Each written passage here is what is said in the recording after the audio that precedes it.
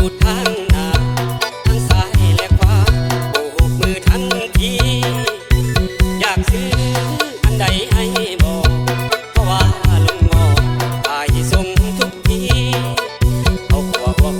ลุงงอก็มีเอามาส่งถึงที่พี่น้องสั่งมาปลานิลปลาดุกก็ได้สิเอาสิ้นไก่สิ้นหมูก็มีตับไก่ละหัวใจใส่กอกหรือสิเอาฮอทดอกลุงงอก็มีเครื่องสดและเครื่องแห้งก็พอเครื่องสดและเครื่องแห้งก็พอ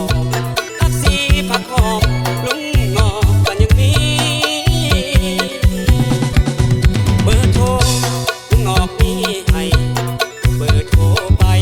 ส่งให้ได้ทุกที่สิ่งเดียวที่ลุงงอกก็เอาลูกค้าไม่เก่าก็เอาเด้อติดหนี้จ่ายสดงดเบื่อเมื่อทวงก็ต้องเป็นห่วงเข้าใจลุงงอกที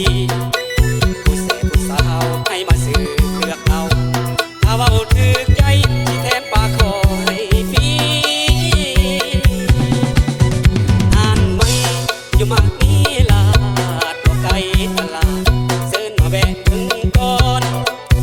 หรือว่าสิโทรมาก็ได้ซื้อหยังส่งให้จนฮอดบ่นอนลุงงอกคนนี้บริการทุกขั้นตอนมื้อนี้สิเมื่อก่อนมื้อหน้าสิมาให้